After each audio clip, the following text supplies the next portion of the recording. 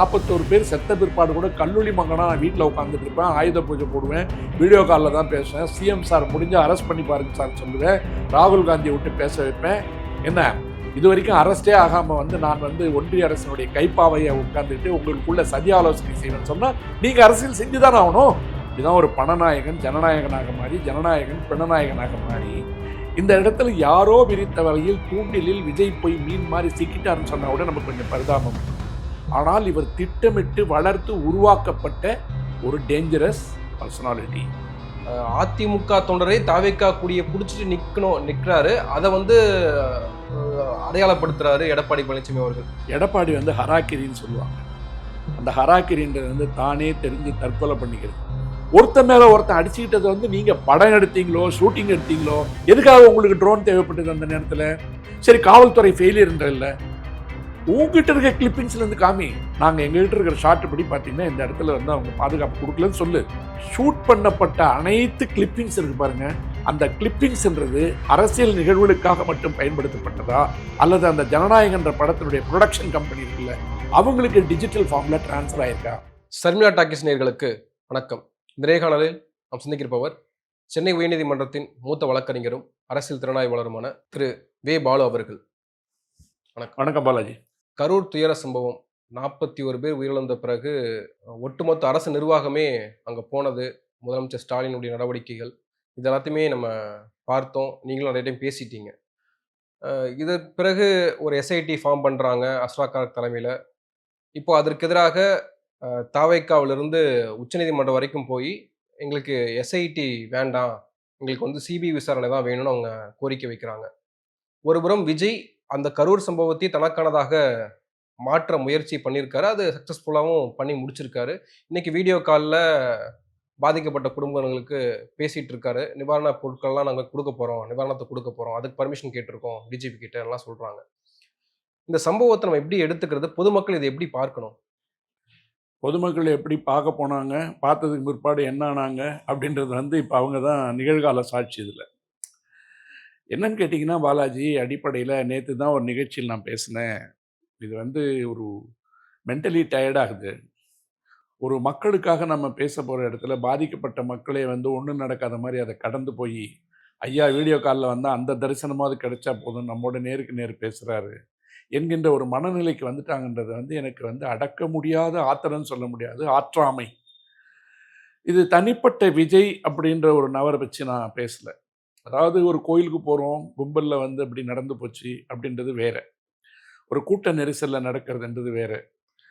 இந்த கூட்ட நெரிசல்ன்றது வந்து எதன் காரணத்திற்காக கூட்டப்பட்ட கூட்டம்னு ஒன்று இருக்கு. அப்படி கூட்டப்பட்ட கூட்டம் என்பது தன்னுடைய முகத்தை காண்பித்து அதனுடைய வசீகரம் கவர்ச்சியை காண்பித்து மக்களை அந்த இடத்துல கூப்பிட்டு எந்த விதமான அரசியல் பக்குவ உணர்ச்சிகள் இல்லாத சின்னஞ்சிறு பிள்ளைகளை அந்த இடத்துல காட்சி பொருளாக்கி ஒரு கழை கூத்தாடி வேலை பார்க்குறாருன்னு தான் நான் சொல்லியிருந்தேன். இந்த சர்க்கஸில் கோமாளிங்கெல்லாம் பண்ணும்போது பார்த்தீங்கன்னா சின்ன பிள்ளைங்க எகிரி எகிரி குதிக்கும். அந்த மாதிரி நீங்கள் விஜயோட என்டையர் பெர்ஃபார்மன்ஸை பாருங்கள். ஆரம்பத்துலேருந்து இந்த ஈவெண்ட் மேனேஜ்மெண்ட் சொல்லி கொடுக்குற மாதிரி நிற்கிறதுலேருந்து நடக்கிறதுலேருந்து எல்லாமே வந்து மிகை நடிப்பு. இதை ஏற்கனவே முயற்சி பண்ணி அன்புமணி தோற்று போயிட்டார். இந்த இந்த பிளாட்ஃபார்மை வந்து அன்புமணி ட்ரை பண்ணி தோற்று போயிட்டார். ஆனால் விஜய் வந்து ஒரு சினிமா நடிகனாக இருக்கின்ற காரணத்தால் அதற்கு வந்து ஒரு கூடுதல் கவர்ச்சி வந்தது. அந்த கூடுதல் கவர்ச்சி வர்றது வந்து தப்பில்லை, அவருக்கு அரசியல் ஆசை வர்றதை பற்றி தப்பில்லை, அவர் கட்சி ஆரம்பிக்கிறதை பற்றி தப்பில்லை, அவருக்கு எல்லா விதமான ஜனநாயக உரிமைகளும் இருக்குது. ஆனால் ஏன் அவர் பொறுப்பில்லாமல் நடந்து கொண்டார் என்பதுதான் என்னை போன்ற மனிதர்களுக்கு உண்டான ஒரு கேள்வி. அதுக்குள்ளார இருக்கிற அரசியல் உள்நோக்கம், அரசியலுடைய பின்புலம், எப்படி அது அரசியலாக்கப்பட்டதுன்றதெல்லாம் தெளிவாக நான் வேற நிகழ்ச்சிகளில் 3 நிகழ்ச்சி பேசிட்டேன். மீண்டும் மீண்டும் வந்து என்னை துரத்தி வந்து ஒரு கொடும் கனவா தூங்க முடியாத இரவுகளை எனக்கு கொடுத்துக்கிட்டே இருக்கிறது என்னன்னு கேட்டிங்கன்னா, இந்த பிணங்களை பரிசாக கொடுத்து இந்த கரன்சி எக்ஸ்சேஞ்சுன்னு சொல்லுவோம் பார்த்துறீங்களா, ஒரு டாலருக்கு 89 ரூபா, ஒரு பவுண்டு வந்து 120 ரூபா, குவைத்து தினார்லாம் போனீங்கன்னா 250 ரூபா 300 ரூபா அப்படி இருக்கும். அந்த மாதிரி ஒவ்வொன்றையுமே இவங்க வந்து என்ன சொல்கிறது, ஓட்டு பரிமாற்றங்களாக பார்க்குறாங்க. மணி எக்ஸ்சேஞ்ச் மாதிரி ஒரு ஒரு பணம் வந்தால் ஒரு 1,00,000 ஓட்டு. இந்த பணப்பரிமாற்றம் சொல்கிறோம்ல, ஒரு டாலர் கொடுத்தா 89 டாலர், அந்த மாதிரி மனிதர்களை பார்க்க ஆரம்பிச்சிட்டாங்க. 40 பணம் வந்துதா எப்படியும் ஒரு 10-20 தொகுதி கேரண்டி. அந்த அளவிற்கு ஒரு கொடூரமான ஒரு அரசியலை நடத்துகின்ற இடத்தில் மக்கள் தங்களை தாங்களே சுயபலி கொடுத்துக் கொள்ளுகின்ற அளவிற்கு ஏன் ஜோம்பிகளாக மாறி போனார்கள்ன்றதான் என்னுடைய கேள்வி. இந்த இடத்திற்கு போனா கூட்ட நெரிசல் இருக்கும், நம்ம மிதிப்படுவோம், அடிபடுவோம், உதப்படுவோன்றது ஒரு பச்சிளம் குழந்தையை தூக்கிட்டு போற பெண்ணுக்கு தெரியல, தாய்க்கு தெரியல, தகப்பனுக்கு தெரியல. அவங்க போய் குழந்தைகளும் பறி கொடுத்து அவங்களும் செத்து போய் வராங்க. அவங்களுக்காக போய் குரல் கொடுத்தா பதுங்கி போன ஒரு வாரம் கழிச்சு வீடியோ காலில் வந்தா நீங்க என்ன செய்வீங்க பாவம், நாங்க போய் கும்பல்ல மாட்டிக்கிட்டோம்னு சொல்லிட்டு நான் வேற ஒரு சேனல்ல வந்து தொடர்ந்து ஒரு 3-4 முறை வந்து நான் பேசியிருக்கேன். இந்த கல்ட் மனோபாவம் என்ன ஆகும்.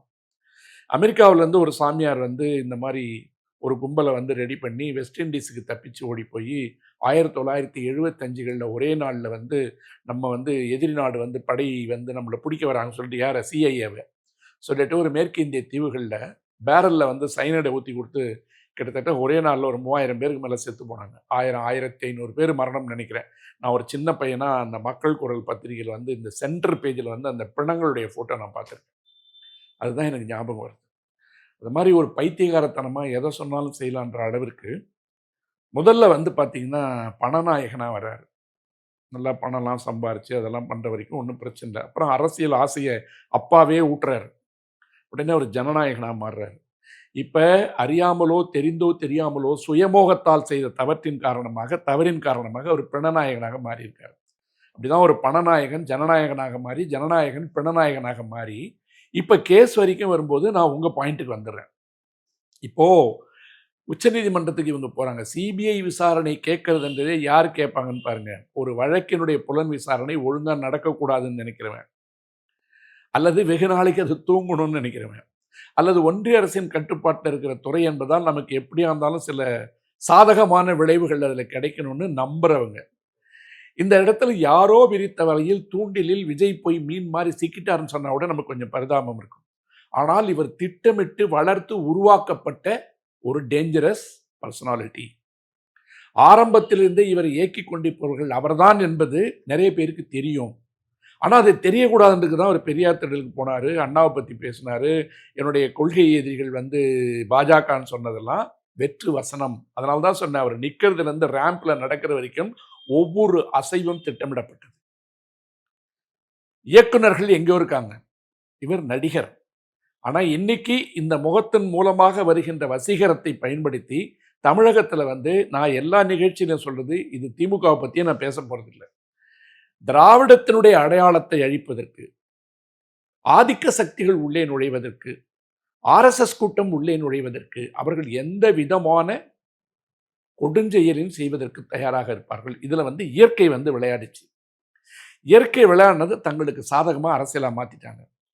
நீங்கள் ராஜீவ்காந்தியினுடைய மரணத்தை வந்து இந்த இடத்துல யோசிச்சு பாருங்க. ராஜீவ்காந்தி மரணத்துக்கும் திமுகவுக்கும் என்ன சம்பந்தம்ன்றது எல்லாருக்கும் தெரியும். சம்பவம் நடந்த மறுநாளே அடித்து உடைக்கப்பட்ட எல்லா சொத்துக்களும் திமுக காரர்களுக்கு உண்டானது. எரிக்கப்பட்ட அத்தனை சொத்துக்களும் திமுக காரர்களுக்கு உண்டானது. பிரபாகரனுக்கும் கலைஞருக்கும் எந்த விதமான உறவும் இல்லை என்பது எல்லாருக்கும் தெரியும். அவர் ஒட்டுமொத்தமாக 1 கோடி ரூபாய் பணம் கொடுத்தார் அன்னைக்கு நிவாரணம், அதை வாங்க மாட்டேன்னு சொன்னவர் பிரபாகரன். எம்ஜிஆர் 4 கோடி கொடுத்தாருன உடனே அவருடைய வீட்டுக்கு போய் பிரபாகரன் வாங்கிட்டு வந்தார்.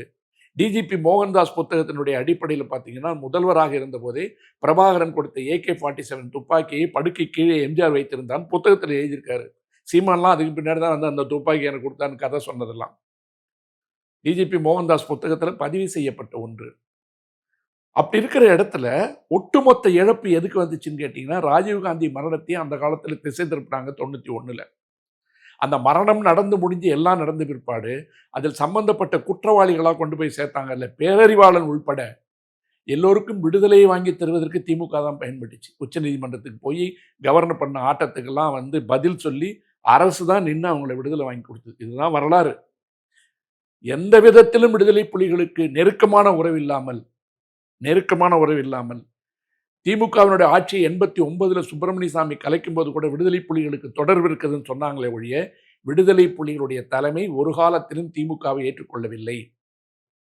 அதனால்தான் தமிழ் தேசியம் பேசுகின்ற மக்களுக்கு ஆதரவாக வெளிநாடுகளில் இருக்கின்ற இலங்கை தமிழர்கள் இன்னைய தேதி வரைக்கும் திமுக மேல மிகப்பெரிய காழ்ப்புணர்ச்சி வச்சிருக்காங்க. அதுதான் அதுல உண்மை. அதுதான் விஜயனுடைய வழக்கிலையும் அப்படியே நடந்துட்டு இருக்கு. இவங்க போனது கூட்டம் கூட்டினது, கூட்டம் கூடினது வந்து இப்போ கோயிலோ அந்த மாதிரி இடங்கள்ல இப்போ கும்பமேளாவில் ஒரு 30-40 பேர் செத்தாங்க. யாராவது பேசுனாங்களா? ஏன் பாதுகாப்பு ஏற்பாடுகள் நீ சரியா செய்யல? 40 கோடி பேர் வந்தாங்க, 50 கோடி பேர் வந்தாங்கன்னு பந்தா பண்ணீங்களே, உண்டான உரிய ஏற்பாடுகளை செய்யவில்லைன்னு யாராவது கேள்வி கேட்டாங்களா? அறிக்கை கேட்டாங்களா? இங்க 8 பேர் வந்தாங்களா குழு ஹேமமாலினி தலைமையில? அவங்கெல்லாம் பக்கத்துல இருக்க தொகுதி தானே உத்தரப்பிரதேசத்துல. இது ஒட்டுமொத்தமாக அரசின் நிர்வாகத்தினுடைய தோல்வின்னு தானே சொல்றாங்க. எது? ஹேமமாலினி டீம் வந்து சொல்றது. ஹேமமாலினி யாருங்க? நான் ஏற்கனவே அந்த நிகழ்ச்சியில் நான் பதில் சொல்லிட்டேன். அவங்களுக்கு கிடைக்கின்ற உண்மைகளை, அவங்களுக்கு கிடைக்கின்ற ஆதாரங்களை அவர்கள் சிறப்பு புலனாய்வு குழுவிடம் அல்லது காவல்துறையிடம் ஒப்படைக்க வேண்டுமே ஒழிய, தனிப்பட்ட முறையில் பேரலல் இன்வெஸ்டிகேஷன் நடத்துகின்ற அதிகாரம் யாருக்கும் கிடையாது. நீங்க வந்து போய் எல்லாம் பேசுறது எங்களுக்கு கிடைத்த தகவல் படி இப்படி ஒரு தகவல் வந்திருக்கு. இதோ எங்ககிட்ட இருக்கிற ஆதாரம்ன்றது வந்து நீங்க புலனாய்வு அமைப்பிடம் கொடுக்கலாமே ஒழிய, நீங்க இன்னும் போனா மம்தா பானர்ஜி மாரி, ஜெயலலிதா மாரி யாராவது இருந்தா இந்த குழுவே உள்ள விட்டுருக்க மாட்டாங்க. கோர்ட்டுக்கு போவாங்க.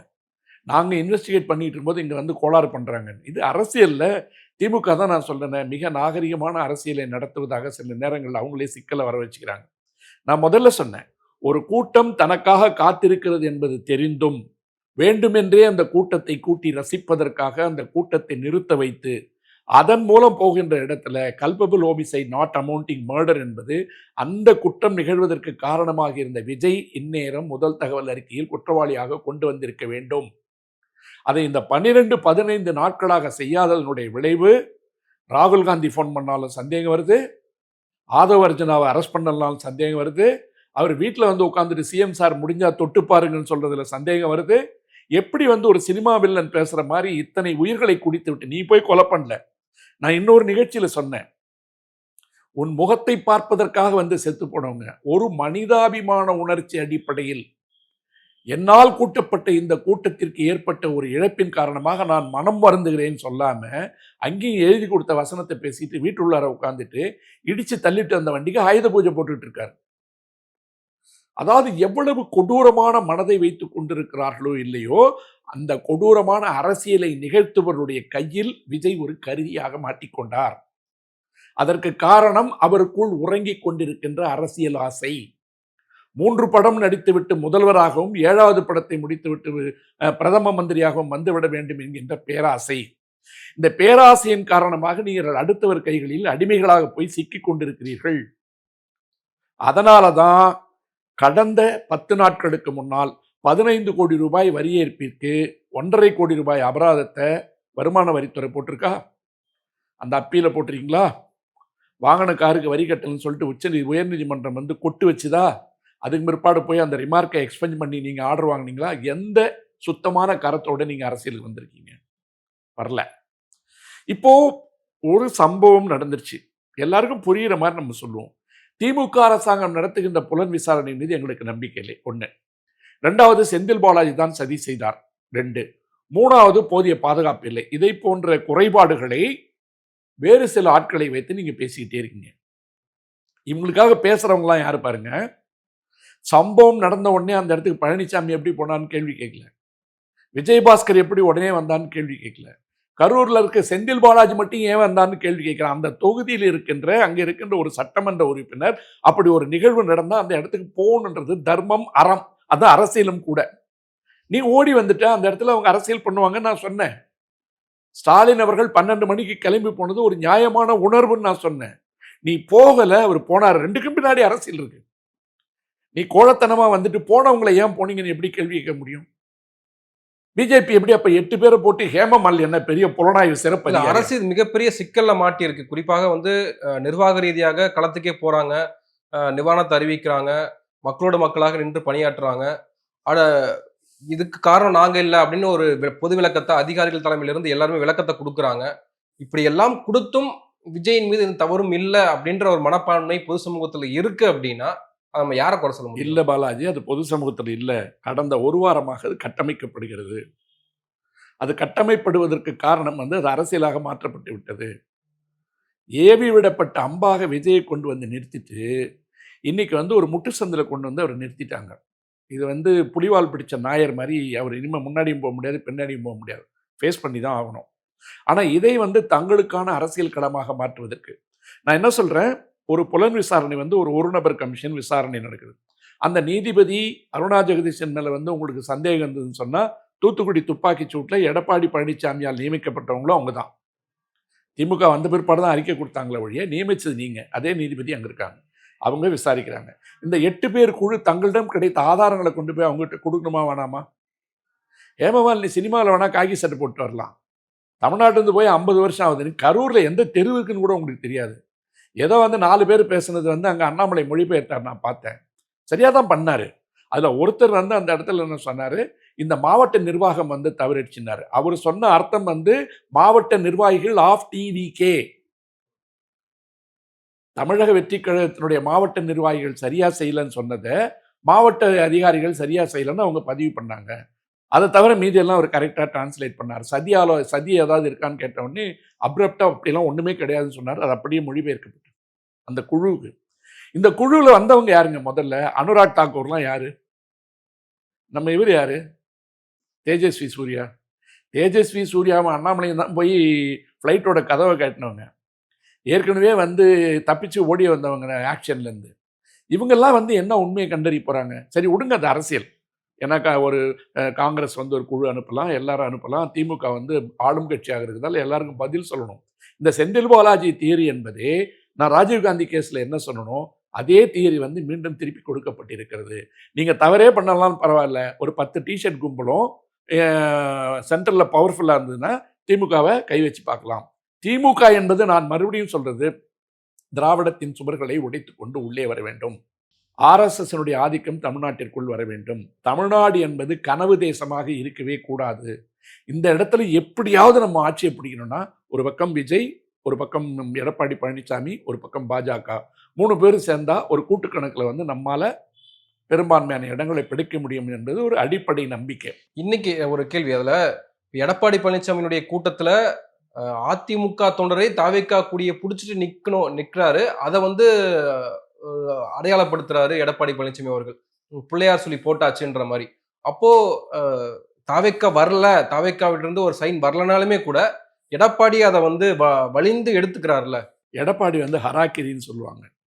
அந்த ஹராக்கிரின்றது வந்து தானே தெரிஞ்சு தற்கொலை பண்ணிக்கிறது. அந்த தற்கொலைக்கு வந்து எடப்பாடி எப்படி காரணமா இருக்காருன்னு கேட்டிங்கன்னா, எம்ஜிஆரால், ஜெயலலிதாவால் வளர்த்தெடுக்கப்பட்ட ஒரு இயக்கத்தினுடைய வேறு வழியில்லாமல் தலைவராக ஏற்றுக்கொள்ளப்பட்ட எடப்பாடி தான் வந்து தன்னிகர் இல்லாத தலைவர் என்ற தலகணத்தோட ரொம்ப நாளாக சுற்றிட்டு இருக்காரு. திடீர்னு வந்து நாளைக்கு இவங்களுக்கே செக் வைக்க போகிறாங்க. ஒரு விஷயத்தை ஞாபகம் வச்சிங்க பாலாஜி, 4 எம்எல்ஏ ஜெயிச்ச உடனே வானதி சீனிவாசன் வச்சு பேட்டி கொடுக்க வச்சாங்க, ஞாபகம் இருக்கா? தமிழ்நாட்டினுடைய தலைவர் யார் என்பதை எங்களுடைய மேலிடம் தீர்மானிக்கும்னு அந்த இடத்துல சொன்னாங்க. அது வானதியோட ஸ்டேட்மெண்ட் கிடையாது, சென்ட்ரல் கவர்மெண்ட்டோட ஸ்டேட்மெண்ட். இன்னைக்கு இந்த இடத்துல வந்து இவங்க கொண்டு வரும்போது ஓபிஎஸ்ஸை ஒத்துக்க மாட்டாராம், டிடிவி தினகரனை ஏற்றுக்க மாட்டாராம், சசிகலாவை ஏற்றுக்க மாட்டாராம். இந்த 3 பேருக்கையும் இவர் அட்ஜஸ்ட் பண்ணாமல் என்னைக்காவது பாலிடிக்ஸ் பண்ணியிருக்காரா? சசிகலா காலில் விழுறதுக்கு முன்னாடி, ஜெயலலிதா காலில் விழுறதுக்கு முன்னாடி டிடிவி தினகரன் வாசலில் எத்தனை வாட்டி போய் இவர் சொரிஞ்சிட்டு இருப்பார்ன்றது வந்து அவருடைய மனசாட்சி கேட்கணும்.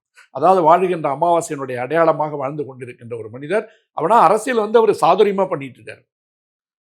அந்த கட்சியை வந்து தன் பிடிக்குள் வைத்திருக்கின்ற வரையில் வந்து ஒரு சாதுரியமாக பண்ணார். ஆனால் உன்னோடு இருந்த உன்னுடைய ரத்தங்களை ஒதுக்கி வைத்துவிட்டு இன்னொரு இடத்துக்கு அடிமை வேலை பார்க்கும்போது, நாளைக்கு ஒரு சினிமா நடிகர் என்னுடைய இமேஜின் காரணமாக தான் நீங்க ஜெயிச்சிங்க, நான் இல்லைன்னா நீங்க ஜெயிச்சிருக்க மாட்டீங்கன்னு சொல்லிட்டு உன் கட்சியை உடைக்கிறதுக்கு ஷிண்டேவை இவங்க இப்ப வேற அவர் வழித்தல் கொண்டாந்து வச்சிருக்காங்க.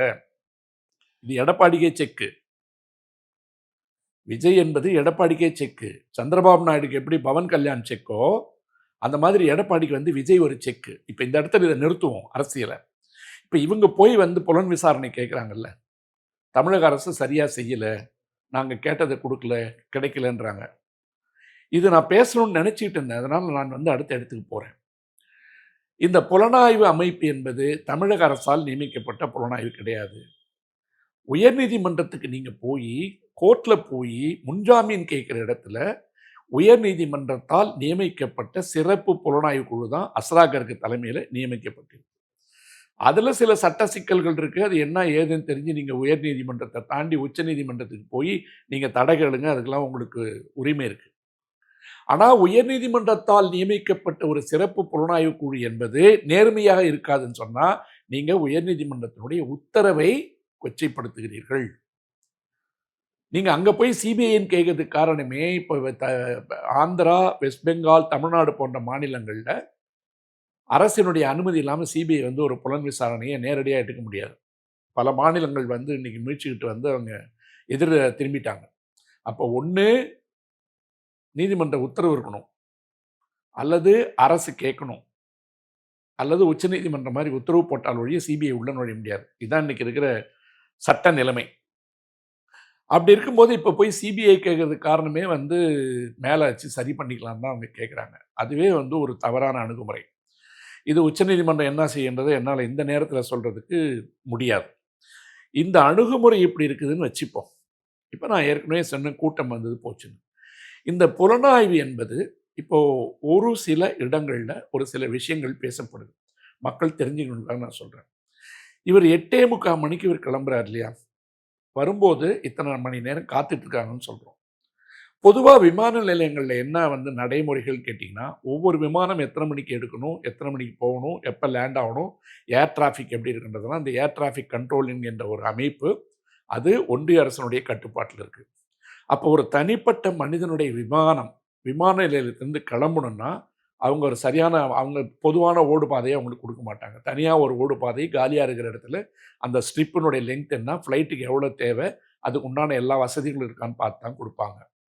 அந்த உள்வாயில் வெளிவாயிலேன்னு பார்த்தீங்கன்னா பழைய மீனம்பாக்கம் ஏர்போர்ட் வழியாக தான் விஐபிஸ்க்கு போவாங்க வருவாங்க. அவங்களுக்கு தனியாக செக்யூரிட்டிலாம் வந்து ரெடி பண்ணணும், பாதுகாப்பு எல்லாம்.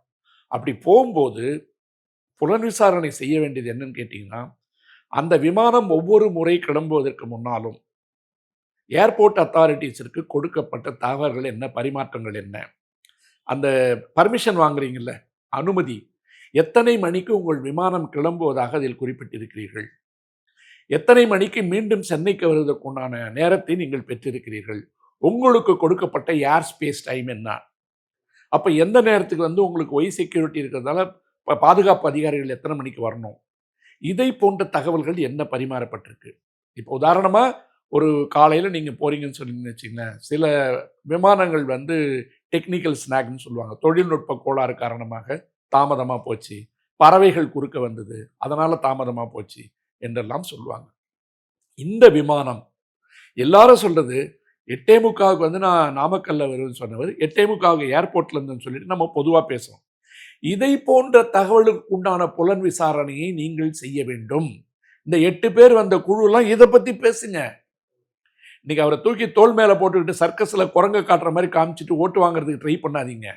அவர் என்ன செய்தார், ஏன் அந்த தவறு நிகழ்ந்ததையும் சொல்லுங்க. அது இயற்கையான தவறாக கூட இருக்கலாம். ஒரு மனிதர் விமான நிலைய அதிகாரிகளிடம் இந்த விமானம் எத்தனை மணிக்கு வந்து கிளம்பும், அப்போ ஏர் ஸ்பேஸ் வந்து என்ன ஃப்ரீயாக இருக்கணும், அப்போ எந்தெந்த விமானங்கள் ஏறி இறங்காத ஒரு இடத்துல ஏர் ஸ்பேஸை உங்களுக்கு அலாட் பண்ணி கொடுக்கும்போது அந்த அத்தாரிட்டி இருக்கு இல்லையா, அவர்கள் கொடுத்த அனுமதிகள் என்ன, என்னென்ன விண்ணப்பங்களை வந்து அவர்கள் அவங்க சமர்ப்பிக்கும் போது என்னெல்லாம் பர்மிஷன் கேட்டிருந்தாங்க. 3-4 வாட்டி போயிட்டு வந்தார்ல. ஒரு முறையும் எத்தனை மணிக்கு அந்த விமானம் கிளம்புது, இப்போ உதாரணத்துக்கு 8:45 மணின்னு கேட்டிருந்தான்னு வச்சிங்களேன். ஏன்னா 8:45 மணிக்கு கேட்குறாரு, 9 மணிக்கு கூட கொடுக்குறான்னு வச்சுங்க. நீ கேட்கும் போதே 8:45 மணிக்கு நீங்கள் கேட்டிருந்தீங்கன்னா அங்கே இருக்கிறவனை ஏன் 3 மணிக்கு வர சொல்கிற? அப்படி 8:45 தான் அவர் பர்மிஷன் கேட்டிருந்தாரு ஃப்ளைட்லேருந்து கிளம்புறதுக்கு அப்படின்னா, அப்போ ஹீஸ் அ கல்பிரேட் அப்படிதானே? ஆப்வியஸ்லி. இல்லைனா நீங்கள் சொல்லுங்கள், நான் 6 மணிக்கு கேட்டிருந்தேன், அங்கே தொழில்நுட்ப கோளாறு இருந்தது, ஆகவே என்னுடைய விமானத்துக்கு வந்து அவங்க தாமதமாக தான் டைம் கொடுத்தாங்கன்னா சொல்லு. அப்போ நீங்கள் இதை வந்து அங்கே கம்யூனிகேட் பண்ணியிருக்கணும்ல. தலைவருடைய விமானம் கிளம்புவதற்கு தாமதமாகி விட்டது, ட்ரம்பினுடைய விமானம் வந்து மீனம்பாக்கம் விமான நிலையத்தில் வந்து நிற்கிது, பாதுகாப்பு ஏற்பாடுகள் காரணமாக ட்ரம்ப் அவர்கள் புறப்படவில்லை, தமிழ்நாடு ட்ரம்ப், அவருடைய பாதுகாப்பு தான் முக்கியம், ஆகவே நீங்கள் வந்து தலைவர் 8:45 வரமாட்டார், 1 மணிக்கு தான் வருவார்னு சொல்லியிருந்தீங்கன்னா சர்ச்சிங் ஆஃப் த க்ரௌட் அங்கே இருக்காது இல்லை. நான் ஒரு அட்வொகேட்டாக தான் கேட்குறேன், ஒரு சாதாரண விவரம் தான் இது. நீங்கள் அனுமதி கேட்ட நேரம் என்ன, உங்களுக்கு கொடுக்கப்பட்ட நேரம் என்ன, பிரிங் இட் அவுட். அண்ணாமலை பேச சொல்லுங்க, அல்ல 8 பேர் குழுவை பேச சொல்லுங்க. அந்த விமானம் பறப்பதற்குண்டான அனுமதியே உங்களுக்கு 8:45 தான் கொடுத்துருந்தாங்கன்னா காவல்துறை கிட்ட போய் ஏன் 8:45 அனுமதி வாங்குறீங்க? நீங்க போகும்போது ஏன் வந்து மதியானம் 2 மணிக்கு போறீங்க? அப்போ இந்த காவல்துறை ஜெயலலிதாவாக இருந்திருந்தால் அந்த அனுமதியை ஆன் த ஸ்பாட்ல ரத்து பண்ணியிருக்கோம். சொன்ன நேரத்துக்கு வரலப்பா, இனிமே பார்த்துக்கிறது எங்க வேலை இல்லை, நீ கோர்ட்டில் கொடுத்த டைமு தான், இந்த டைமில் இந்த டைம் தான் நீ பண்ண போகிறேன்னு கேட்ட. கோர்ட்லேயும் உங்களுக்கு உத்தரவு கொடுக்கும்போது இந்த டைம் தான் நீங்கள் சொல்லியிருக்கீங்க, இவ்வளோ பேர் தான் வருவீங்கன்னு சொல்லி முட்டாள்தனமாக ஒரு கேள்வி கேட்குறான். 10,000 பேர் வருவாங்கன்னு சொன்னால் 20,000 பேர் வருவாங்கன்னு எதிர்பார்க்கறது வந்து இன்டெலிஜென்ஸ் ஃபெயிலியருங்கிறான். நான் என்ன சொல்கிறேன், உனக்கு 10,000 பேர் வந்தது 10லன்றதுக்காக நீ 5 மணி நேரம் தாமதமாக வர. உன் கூட்டத்தை காட்டுன்றதான உன்னுடைய நோக்கம். அந்த நேரத்துக்கு நீ போயிருந்தா 10,000 பேர் கூட வந்திருப்பான். அது 15,000 இருந்திருக்கலாம்.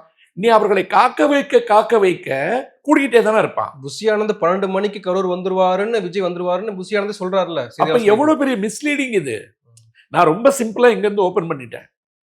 விமான நிலையத்திற்கு எந்த நேரத்திற்கு அந்த விமானம் புறப்பட போவதாக தகவல் கொடுத்திருந்தீங்க. That should come out. Airport authority உங்களுக்கு கொடுத்த பர்மிஷன் என்ன, டேக் ஆஃப் டைம் என்ன, அந்த டேக் ஆஃப் டைம் என்பதே 8:45 சொல்லியிருந்தா நீ ஏன் இங்க ஊரை ஏமாத்திட்டு இருந்த?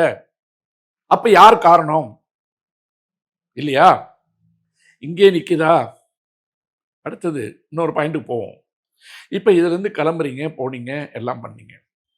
அந்த வண்டியை ஏன் பறிமுதல் பண்ணணும்னு கேட்குறான். இன்னைக்கு வந்து நீங்கள் பார்த்தீங்கன்னா தொழில்நுட்பம் தான் எந்த விதமான புலன் விசாரணைக்கும் வந்து தேவையாக இருக்குது. முன்னாடிலாம் பார்த்தீங்கன்னா அவ்வளோ சீக்கிரம் வந்து குற்றவாளிகளை கண்டுபிடிக்க முடியாது. இன்னைக்கு டிஜிட்டல் ஃபுட் பிரிண்ட்டு தான் எல்லா குற்றத்தையும் கண்டுபிடிப்பதற்கு ஆதாரமாக இருக்குது. இது யாரும் பேசலை, அதனால தான் நான் முதன்முறையாக பேசுகிறேன். அந்த டிஜிட்டல் ஃபுட் பிரிண்ட் வந்து as a cyber crime lawyer நான் யோசிக்கிறது என்னன்னு கேட்டிங்கன்னா, the communication of Vijay and company should be thoroughly examine. All the sim cards use by the company, Vijay and company, தலகர்த்தர்கள், 2ஆம் கட்ட தலைவர்கள், மாவட்ட செயலாளர்கள், இவங்களுடைய எல்லா சிம் கார்டோட கால் ரெக்கார்ட்ஸ் வரணும். என்ன அவர்களுக்குள் எத்தனை முறை பேசுகிறாங்க அது விசாரிக்கப்படணும். ஏன்னா அது ரெக்கார்ட் பண்ணியிருக்க முடியாது. விசாரிக்கப்படும். யார் யாருக்கிட்ட என்னென்ன டைம் பேசுனாங்க, எது எது பேசுனாங்க. அடுத்தது அந்த வண்டி இருக்கு பாருங்க, இப்போல்லாம் வந்து ஒரு 360 டிகிரி கேமராலாம் வச்சு வரும். ஏன்னா அந்த கூட்டம் எப்படி வருது, உள்ளே இருந்து அவங்க மானிட்டர் பண்ணிட்டு தான் வந்திருப்பாங்க. உள்ள கேமரா இருக்கிறதுக்கு வாய்ப்பு இல்லை. அப்போ அந்த கம்யூனிகேஷன்ஸ், உரையாடல்கள் என்ன நடந்தது, அந்த டிவிஆர், அந்த பஸ் உள்ள இருந்த டிவிஆர் இருக்கு பாருங்க, அது வந்து சீஸ் ஆயிருக்கணும் இந்நேரம். ஏன் சீஸ் ஆயிருக்கணும்னு சொன்னால், சில டிவிஆர் வந்து 7 நாளைக்கு ரெக்கார்ட் பண்ணோம், சிலது 15 நாளைக்கு ரெக்கார்ட் பண்ணோம், சிலது 1 மாதம் ரெக்கார்ட் பண்ணோம். இப்போ இந்த தாமதத்தை நீங்கள் கொடுத்ததன் காரணமாக ஒமிஷன்ஸ் அண்ட் டெலிஷன்ஸுக்கு உண்டான வாய்ப்பு அங்கே கிடைச்சிருச்சு. அவன் ரிமூவ் பண்ணியிருக்கலாம், சிதைச்சிருக்கலாம், நாங்கள் சேவ் பண்ணலான்னு இருப்பாங்க, சேவ் பண்ணலன்னு சொல்லியிருக்கலாம், சரியாக பதிவாகலன்னு சொல்லியிருக்கலாம். உடனடியாக கைப்பற்றப்பட வேண்டிய ஒன்று அந்த வண்டியில் இருக்கிற டிவிஆர். ஏன்னா அந்த கம்யூனிகேஷன்ஸில் வந்து நிறைய ரெக்கார்ட் ஆகும். உள்ள அவங்க என்ன பேசுகிறாங்கன்ற கூட நமக்கு தேவையில்லை. எந்தெந்த இடத்துல கூட்டம் வந்தது, எந்தெந்த இடத்துல வயலேஷன் இருந்தது, இவங்க என்ன வந்து இன்ஸ்ட்ரக்ஷன் கொடுத்துக்கிட்டே வந்தாங்கன்னு இருக்குல்ல. கிளம்பாத ஒரு தலைவர் கிளம்பிட்டான்னு இப்போ நீங்கள் சொன்னீங்கல்ல, புஷி ஆனந்த் போய் 12 மணிக்கு வரான்னு, அப்போ பொய்யை தானே சொல்லிட்டு இருக்கீங்க. அந்த பொய் சொன்னதனுடைய காரணம் சிறியதாக இருக்கின்ற கூட்டத்தை பெரியதாக மாற்றுகின்ற முயற்சி. 2வது. 3வது, இப்போ அடுத்த குற்றச்சாட்டுக்கு வந்துடுறேன். இந்த இடத்தையே வந்து இவங்க ஷூட்டிங் ஸ்பாட்டாக பயன்படுத்தினாங்கன்னு இப்போ ஒரு குற்றச்சாட்டு வருது. இவங்க மட்டும் சொல்கிறாங்கல்ல, கத்தி எடுத்துட்டு உள்ளே போனார், செந்தில் பாலாஜி ஆள் அனுப்பி கலாட்டா பண்ணார், எல்லாம் பண்ணுறாங்கல்ல. இப்போ எல்லாரும் என்ன சொல்கிறாங்கன்னா, ஒரு ஷூட்டிங் நடக்குதுன்னு வச்சிங்களேன், ஒரு அரசியல் கூட்டம் நடக்குதுன்னு சொன்னால் ஒரு 5,000 பேர் காமிக்கணும்னா ஜூனியர் ஆர்டிஸ்ட்டை கொண்டு வரணும். அந்த ஜூனியர் ஆர்டிஸ்ட்டை கொண்டு வரணும்னா அதுக்கு நிறைய யூனியன் இருக்குது, அவங்ககிட்ட பர்மிஷன் வாங்கணும். ஷூட்டிங் நடத்துறதுக்கு, பப்ளிக்கில் ஷூட்டிங் நடத்துறதுக்கு அரசாங்கத்துக்கிட்ட அனுமதி வாங்கணும், நிறைய விதிமுறைகள் இருக்குது. இப்போ பொது இடங்களில் வந்து படப்பிடிப்பு நடத்தினா எத்தனை வந்து அனுமதிகள் வாங்கணும்னு இருக்குது.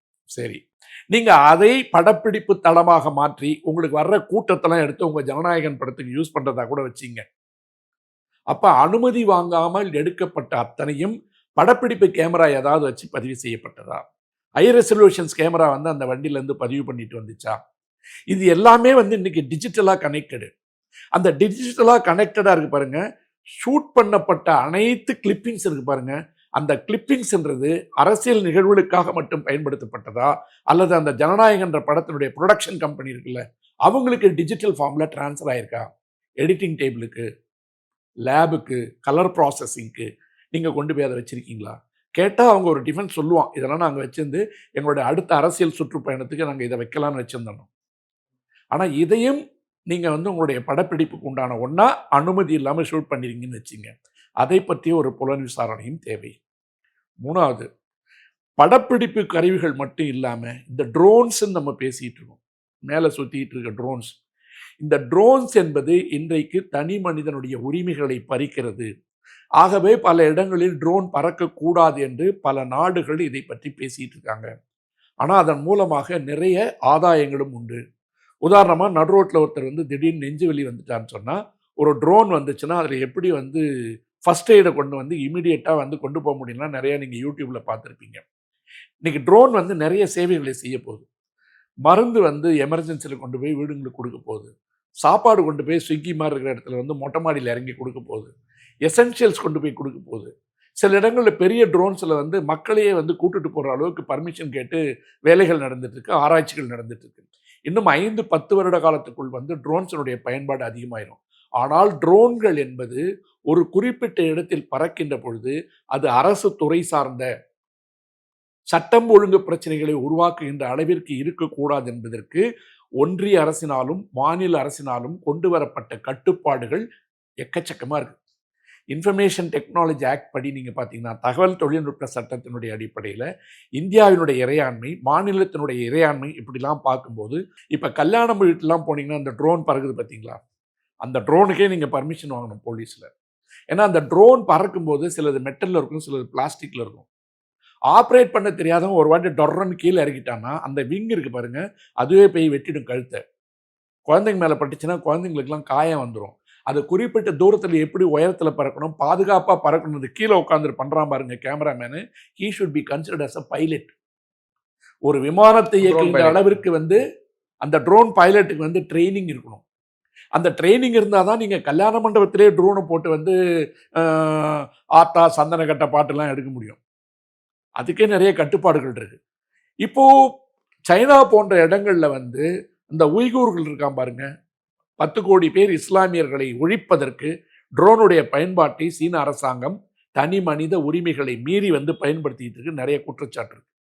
நிறைய வந்து இந்த அசம்பிள் ஆகுது இல்லை கிரௌடு, 10 லட்சம் பேர் 5 லட்சம் பேர் கூடுறாங்க இல்லையா, அதிலெல்லாம் வந்து இன்றைக்கு புலனாய்வு அதிகாரிகளுக்கு, சிபிஐ போன்ற அமைப்புகளுக்கு ட்ரோன் பறப்பதற்கு உண்டான உரிமைகள் உண்டு. ஏன்னா அந்த ட்ரோன் மூலமா எடுக்கப்படுகின்ற ஷாட்ஸ் இருக்கு பாருங்க, அந்த ஷாட்ஸ்ல வந்து அந்த இடத்துல வந்து யாரு குறிப்பா அக்ரெசிவா இருக்காங்க, யாரு சட்டம் ஒழுங்கை மீறாங்கன்றதெல்லாம் ஜூம் பண்ணி பார்க்க முடியும். இது உங்களுக்கு புரியுற மாதிரி நான் சொல்லணும்னு கேட்டிங்கன்னா, ஜல்லிக்கட்டு போராட்டம் நடந்துச்சு பார்த்தீங்களா, அப்போ அந்த எல்லாரும் வந்து லட்சக்கணக்கில் போராடிட்டு இருக்கும்போது ஒரு பொண்ணு நான் ஜூலி எகிரி எகிரி குதிச்சுது. உடனே தமிழ்நாட்டினுடைய நட்சத்திரம் அது எப்படி மாறுச்சு, கேமராக்கள் வந்து தொடர்ந்து பதிவு பண்ணி ஜூம் பண்ணி அந்த பெண்ணை காமிச்சதால் தான் அதுக்கு வந்து ஒரு பெரிய வெளிச்சம் கிடைச்சிது. அந்த மாதிரி புலனாய்வு அமைப்புகள் வந்து ஒரு சட்டம் ஒழுங்கு பிரச்சனை அல்லது ஒரு அஃபென்ஸ் நடக்கிற இடத்துல இந்த ட்ரோன் ஷாட் தான் வந்து கம்ப்யூட்டர் மூலமாக ஸ்கேன் செய்யப்படும். புலனாய்வு அதிகாரிகளை கேட்டிங்கன்னா நீங்கள் சொல்லுவாங்க எந்த இடத்துல எவன் அத்துமீறான், எவன் உள்ள நுழையிறான், எல்லாமே இருக்கு. அந்த ட்ரோன்கள் பறப்பதற்கு, இரவு நேரத்தில் பறப்பதற்கு அதிகாரம் கிடையாது, உரிமை கிடையாது. அதில் yellow zone, green zone, red zone இருக்கு. கிரீன் ஜோனில் பறக்கிறதுக்கு வந்து இந்த மைக்ரோ ட்ரோன்ஸ் இருக்கு பார்த்தீங்களா, அதுக்கு நீங்கள் அனுமதி வாங்க தேவையில்லை. ஆனால் படப்பிடிப்பு கருவிகளை வைத்துக்கொண்டு படம் எடுப்பதற்கு, பறப்பதற்கு, இரவு நேரத்தில் பறப்பதற்கு அதிகாரம் கிடையாது, உத்தரவு யாரும் கொடுக்க முடியாது. அப்ப கரூர் கூட்டத்தில் இரவு 7 மணிக்கு மேலே பார்த்தீங்கன்னா ட்ரோன் பறந்துட்டு இருக்கு. அவை சட்டவிரோதமாக பறந்தவையா இல்லையா என்பதை பற்றி புலன் விசாரணை செய்ய வேண்டும். அந்த ட்ரோன்கள் கைப்பற்றப்பட வேண்டும். இதெல்லாம் இந்நேரம் பண்ணியிருக்கணும். அந்த ட்ரோனை கைப்பற்றிருந்தீங்கன்னா என்னென்ன இடத்துல என்னென்ன அசம்பாவிதங்கள் நடந்துன்றது வந்து நீங்கள் ஸ்கேன் பண்ணீங்கன்னா, ஜூம் பண்ணி பார்த்தீங்கன்னா, frame by frame, second by second, ஒவ்வொரு நிமிஷமும் பார்க்க முடியும். அப்போ அந்த ட்ரோன் இருக்கு பாருங்க, எத்தனை ட்ரோன் பறந்தது. நான் சொன்னேன்ல, yellow zone, green zone, red zone இருக்கு. இந்த ட்ரோன் பறக்கிறதுக்கு சில ஸ்பேஸ் இருக்கு, டிஜிட்டல் ஸ்கை ஸ்பேஸ்ன்னு பேர். அது அந்த டிஜிட்டல் ஸ்கை ஸ்பேஸ் வந்து அலாட் பண்ண இடத்துல தான் பண்ண முடியும். ஒவ்வொரு ட்ரோனுக்கும் நம்ம செல்போனுக்கு வந்து இந்த ஐடி இருக்கு பார்த்தீங்களா, செல்போனுக்கு வந்து நம்ம ஐடி இருக்குல்ல, என்ன ஐடி இருக்கு, ஐஎம்இ நம்பர் இருக்கு. ஐஎம்இ நம்பர் மாதிரி ட்ரோனுக்கு யூஐஎன் ஒன்று உண்டு, யூனிக் ஐடென்டிஃபிகேஷன் நம்பர்னு பேர். அந்த ஒவ்வொரு ட்ரோனுக்கும் அந்த யூஐஎன் நம்பர் வந்து பதிவு செய்யப்பட வேண்டும். ஏன்னா அந்த ட்ரோன் சட்டவிரோதமாக வேவு பார்க்கவில்லை, மனிதர்கள் இருக்கின்ற இடத்தில் மட்டும்தான் பறந்தது, சென்சிட்டிவ் ஜோனுக்கு அது போகல, தடை செய்யப்பட்ட இடங்கள் அது பறக்கல, மாலை 5-6 மணிக்கு மேல் சூரியனுடைய அஸ்தமனத்திற்கு பின்னால் பறக்க கூடாது என்பது விதி. இல்ல இந்த லூஸ் கனெக்ஷன்ஸ் எல்லாம் இருக்குல்ல, இந்த ட்ரோன்கள் பறப்பதற்கான பர்மிஷன்ஸ் வாங்கியிருக்காங்களா? இல்ல அங்க ஏர்போர்ட்ல இருந்து கிளம்பும்போது இந்த மாதிரியான விஷயங்கள் follow இதெல்லாம் இவங்க பண்ணப்பட்டிருக்கா? வெளியில சொல்லட்டுங்கிற நானு. தமிழ்நாடு அரசாங்கம் சதி செஞ்சிருச்சுன்னு சொல்றாங்கல்ல, இதையெல்லாம் நீங்க டேபிள்ல போடுங்க. நீங்கள் நிரபராதி என்பதை இது ஒரு ஒயிட் ஸ்டேட், ஒரு வெள்ளை அறிக்கை. நாங்க நேரத்துக்கு தான் அனுமதி வாங்கியிருந்தோம். விமான நிலைய அதிகாரிகள் தாமதம் பண்ணாங்க. ஆனா நாங்க அதை பொதுமக்களுக்கு உடனே செய்தியை கடத்தணும். தமிழ்நாட்டு ட்ரம்ப்னுடைய விமானம் தாமதமா கிளம்புதுன்னு சொன்னோம். ஆனாலும் அதே மீறி கூட்டம் நின்னாங்கன்னு சொல்லுங்க. கொஞ்சம் சமாதானமாகும். நீங்க கேட்ட டைம் என்ன? உங்களுக்கு கொடுத்த டைம் என்ன? அப்ப வேண்டுமென்றே தாமதமாக வந்ததுக்கு உண்டான நோக்கங்கள் என்ன? இப்ப இந்த ட்ரோனுக்கு நான் பாதி தான் சொல்லியிருக்கேன். இன்னும் ஏகப்பட்ட விதிமுறைகள் இருக்கு. இந்த UIN நம்பர் கொடுக்கணும். நீங்க என்ன பதிவு பண்ணீங்கன்றது நாளைக்கு புலன் விசாரணை கேட்கும்போது நீங்க சப்மிட் பண்ணி ஆகணும். ஏன்னா நீங்க சதி நடந்ததுன்றீங்க. காவல்துறை சரியா வேலை பார்க்கலன்றீங்க.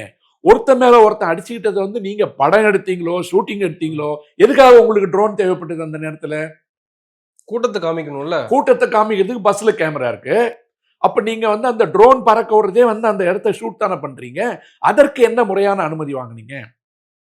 அப்ப கரூர் காவல்துறை அனுமதி இல்லாமல் அந்த ட்ரோன்களை பறக்க விட்டிருந்தால் அவர்கள் மீது தமிழக அரசு நடவடிக்கை எடுக்க வேண்டும். இதை போல ஆளுங்க தான் அரசாங்கத்துக்கு கெட்ட பேரை கொண்டு வரவங்க.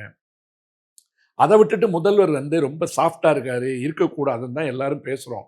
அவர் வேலையை செஞ்சாரு. ராத்திரில போனாரு, 12 மணிக்கு பார்த்தாரு, வந்தாரு. எல்லாரும் சொல்லுவாங்க, இந்த அம்மாவா இருந்தா அவர் திருச்சி ஏர்போர்ட்டை தாங்கியிருக்க முடியாது, தூக்கி உள்ள வச்சிருப்பாங்க, செஞ்சிருக்கணும். நான் சொல்றது கைதை பத்தியே நான் பேசல. கைதுன்றது அவ்வளவு அவசியமும் இல்லை. ஏன்னா ஒரு அரசியல் ரீதியாக பார்க்கறவங்க என்ன இருக்கும், இந்த ஆளை நம்ம சாதாரணமா பெரிய ஆள் ஆக்கி விடணுமா, கைதுன்னு சொன்னா அது வேற மாதிரி செய்திகள் போகின்றது ஒரு சாதாரண அரசியல் சிந்தனை. ஆனா ஒரு குற்றம் நிகழ்ந்த இடத்துல 41 பேர் செத்த பிற்பாடு கூட கல்லூரி மகனா நான் வீட்டில் உட்காந்துட்டு இருப்பேன், ஆயுத பூஜை போடுவேன், வீடியோ காலில் தான் பேசுவேன், சிஎம் சார் முடிஞ்சா அரெஸ்ட் பண்ணி பாருங்க சார் சொல்லுவேன், ராகுல் காந்தியை விட்டு பேச வைப்பேன். என்ன இது வரைக்கும் அரெஸ்டே ஆகாம நான் ஒன்றிய அரசினுடைய கைப்பாவையை உட்கார்ந்துட்டு உங்களுக்குள்ள சதி ஆலோசனை செய்வேன்னு சொன்னா நீங்க அரசியல் செஞ்சுதான் ஆகணும். செய்யலன்னா உங்க தப்பு சார். நாளைக்கு உங்கள் ஆட்சிக்கோ இந்த அரசுக்கோ ஏதாவது ஒரு இழப்புகள் வருமானால் நான் சொன்ன இத்தனை ஏரியாவும் ஒரு காரணமா இருக்கும். நீங்கள் ஆட்சியை கைப்பற்றிக் கொள்வது என்பது முக்கியம் இல்லை, காப்பாற்றுவது என்பது முக்கியம் இல்லை. மக்களுக்கு சொல்ற பதில் இருக்குல்ல, நாங்க ஒரு ஒரு ஒரு பொறுப்புள்ள அரசாங்கமா எங்க வேலையை நாங்க ஒழுங்கா தான் பார்த்தோம். ஆனா இந்த எல்லாம் ஒரு சேர கும்பல் சேர்ந்துட்டு எங்களை நீட்டி நீட்டி விரல் நீட்டுறீங்கல்ல, அதுக்காவது பதில் சொல்லணும்ன்றேன். அப்ப சிபிஐ நாளைக்கு விசாரிக்கட்டும். சிபிஐ இந்த கோணத்துல விசாரிக்குதான்னு பார்ப்போம்.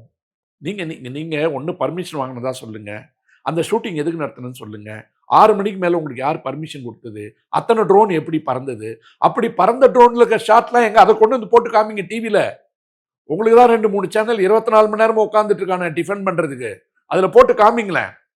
அவங்க அமுதா கொண்டு போட்டு காமிச்சாங்கல்ல, IAS கொண்டு காமிச்சாங்கல்ல, நீங்க போடுங்க. இங்க பாருங்க, எங்க ட்ரோன் ஷாட் படி இவன் தான் போய் கலகத்தை பண்ணான், இவன் தான் போய் பின்னாடி டீச்சர் பலபம் கொடுக்கலன்னு கிள்னான்னு ஏதாவது ஒன்று காமிங்க. ஒரு கூட்டம் கூடுகின்ற இடத்தில் சமூக விரோதிகள் ஊடுருவது என்பது இயற்கை. அதை தான் காவல்துறை கண்டுபிடிக்கணும். சரி, காவல்துறை ஃபெயிலியர் இல்ல, உங்ககிட்ட இருக்க கிளிப்பிங்ஸ்ல இருந்து காமி, கோர்ட்ல கொண்டு போய் போடு. காவல்துறை இதை பார்த்துட்டு ஃபெயிலியர், நாங்க எங்ககிட்ட இருக்கிற ஷார்ட் படி பார்த்தீங்கன்னா இந்த இடத்துல அவங்க பாதுகாப்பு கொடுக்கலன்னு சொல்லு, நான் வரேன். நான் ஒரு பொது மனிதனா கேட்கறது ஏதோ விஜய் பார்த்து குற்றம் சொல்லணும், கை நீட்டணுன்றதுலாம் என்னுடைய இது கிடையாது. நடந்தது உன்னுடைய அலட்சியத்தின் காரணமாக, ஆணவத்தின் காரணமாக, அகம்பாவத்தின் காரணமாக நடந்த மரணம். தன்னை பார்க்க வருகின்ற ரசிகர்களை காக்க வைத்து அதன் மூலம் சந்தோஷப்படுகின்ற ஒரு நார்சிச சிந்தனை, சுயமோகம். இந்த நார்சிச சிந்தனையிலிருந்து நீ வெளியே வராம தமிழ்நாட்டை உன்னால ஒண்ணுமே பண்ண முடியாது. இந்த ஆட்சி நிக்குது போகுது, அடுத்த முறை ஜெயிக்குது தோக்குது, அதை பத்தியெல்லாம் நான் பேசவே விரும்பல.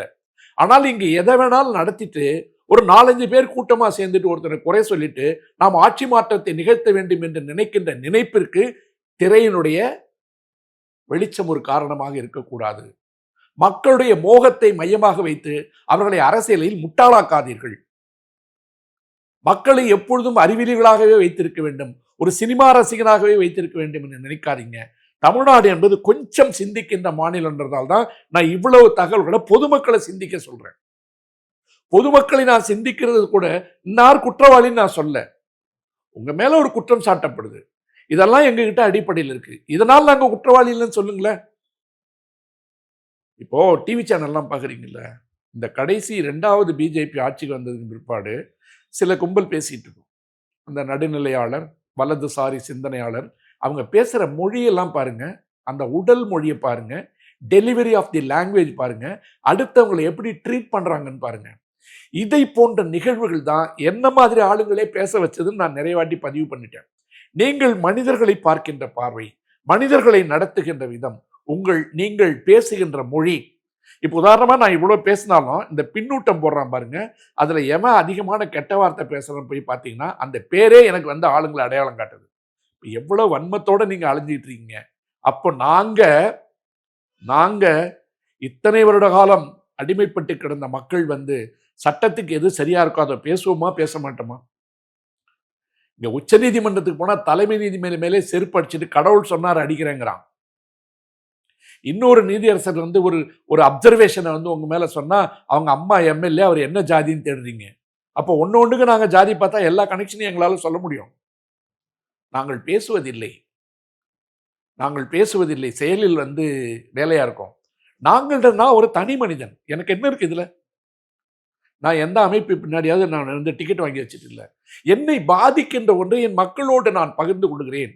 சொர்ணை உள்ளவங்களாரியா சினிமா பார்த்துட்டு வீட்டில் போய் தூங்குங்கிற குழந்தைய கொண்டு போய் பதைக்க கொடுத்துட்டு அவர் என்ன பண்ணுவான்னு கேட்டா, முட்டா பையில செத்து போனது உன் குழந்தைடா, செத்து போனது உன் மனைவி. பல இடங்களில் சம்பாதிக்கிறேன். என்ன இன்னைக்கு அரசாங்கம் வந்து ஒரு 35 லட்ச ரூபா கொடுத்தா அந்த வீட்டுக்கு வந்து ஒரு ஆள் வந்துருமா? ஒட்டுமொத்தமாக கொடுக்குற பணத்தெல்லாம் சேர்த்து பார்த்தா ஒரு 30-35 ரூபா வருது. அந்த 30-35 லட்ச ரூபா வந்து இழந்து போன உயிர் இந்த உலகத்துக்கு கொடுக்க முடியுமா? உயிர் என்பது எத்தனை அற்புதமான பொருள். இன்னைக்கு அந்த உயிர் இழப்புகளுக்கு காரணமான ஒருத்தர் அவரே திரும்பி அந்த உயிரிழப்புகள் இறந்த மக்களை போய் பார்க்கறதுக்கு பர்மிஷனும் தமிழ்நாடு அரசாங்கத்திலேயே கேட்கிறாரு. இல்லை, அது வந்து நியாயமான ஒன்று. ஏன்னு கேட்டிங்கன்னா, மறுபடியும் போகும்போது இன்னும் பிரச்சனை ஆயிடக்கூடாதுன்னு அனுமதி வாங்கிட்டு போகிறதுன்றது கரெக்டு. அது என்ன 5 நாள் கழிச்சா? என்னங்க நடக்குது இந்த ஊரில்? அதாவது இப்பெல்லாம் வந்து உலகம் வந்து ஃபாஸ்ட் ட்ராக்ல இருக்கு. முன்னாடிலாம் செத்தா மறுநாள் பால், இப்போ ஒரு பேர் வச்சிருக்கான் உடன்பால். வந்தவங்கலாம் ஊருக்கு போகணுன்றதுக்காக சாயந்தரமே ஊற்றிடுறான். ஆச்சா, காரியம்லாம் அப்போ 16வது நாள் ஒன்று இருக்கும். 16வது நாள் நடந்துட்டு அப்புறம் வந்து இந்த கசப்பு தலன்னு ஒன்று முழுவாங்க எங்கள் பகுதியெலாம். உறவினர்கள்லாம் சேர்ந்து அந்த துக்கத்திலேருந்து வெளியில் வரதுக்காக நான் வெஜிடேரியனுக்கு பாருங்க அசைவ உணவுலாம் சமைச்சு போட்டு தான் அந்த துக்கத்தை முடிப்பாங்க. அந்த காரியத்தை 3வது நாள் முடிக்கிறான். அவங்க வேலைக்கு போகணுன்னு. இறந்து போன பிணங்களை எடுத்து போட்டு விட்டு அடுத்த நிமிடம் அடுத்த நொடி வாழ்க்கையை பார்த்துட்டு மக்கள் நடந்து போயிட்டு இருக்காங்க. அதில் வந்து இந்த இறந்து போன உயிர்கள் இருக்க, ஒரு ஆக்சிடென்ட் அல்ல ஒரு இடி இடிச்சுது, ஒரு பூகம்பம் வந்து செத்தா அப்படி தூக்கி போட்டு போயிடலாம். சும்மா வீட்டில் படுத்து கிடக்காம கொழுப்பெடுத்து போய் ஒரு முகத்தை பார்க்க போய் அதில் கூட்ட நெரிசலில் செத்தா, அவங்க செத்தா சாப்பிட்டா அதுக்கு நானா காரணம்னு உட்காந்து வீம்பி பேசுறதுக்கு பாருங்க, இதுதான் அசுரர்கள் தலையெடுத்து இருக்கிறார்கள் என்பதனுடைய அடையாளம். நன்றி சார், நிறைய விஷயங்களை தெளிவுபடுத்திருக்கீங்க. உங்க நேரத்துக்கு மிக்க நன்றி. வணக்கம். வாழ்க தமிழ்நாடு.